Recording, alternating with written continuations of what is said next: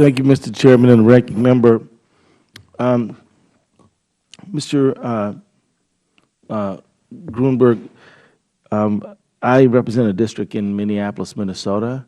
It's 5th District of Minnesota. It's home to America's largest Somali American population. We're very proud of our community, and they make tremendous contributions to our society every day. But one of the problems that they're facing is that the money that they earn, that they try to remit back home through Somali money service businesses, is being reduced tremendously. Is this effort, is this a phenomenon where we see the MSBs having their options cut? Is it part of Operation Choke Point? I don't believe so, Congressman. Now, when you say you don't believe so, are you saying that it could be, but you just don't know about it, or just? I'm not trying to be difficult. Sure. It's just that I would far and away prefer yes or no.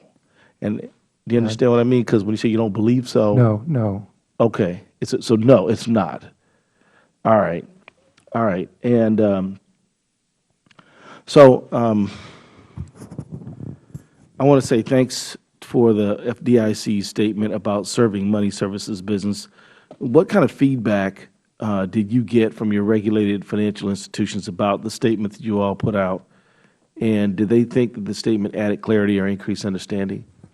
I will say the general response has been positive because it both clarified the policy, and we hope our procedures will ensure that it's followed. Okay. And were the banks more willing to provide checking accounts and/or wire transfers to money service businesses serving vulnerable nations because of your statement?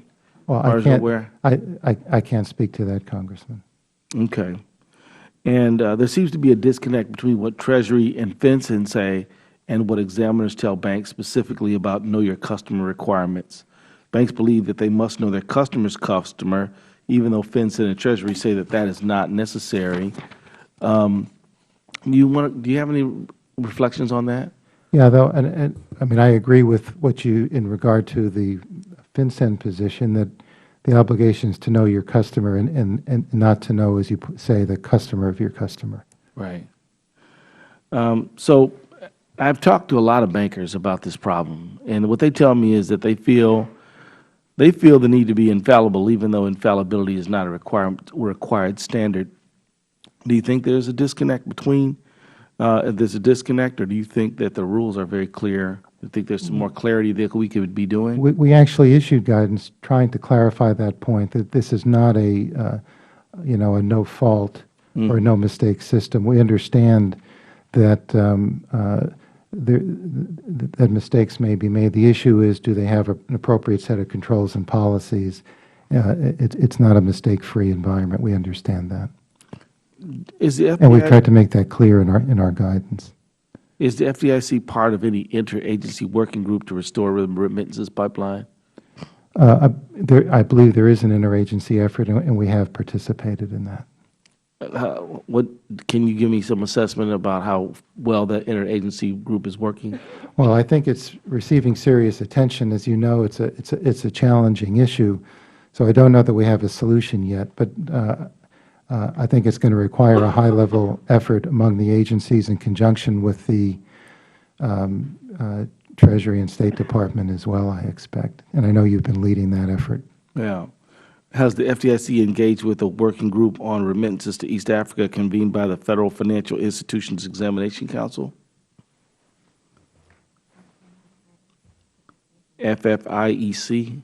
Yeah, I'd have to check on that if I might, Congressman. Yeah, well, I don't know. You could respond to that in writing. Do you think well, let me ask you this. Do you know anything about the FFIEC?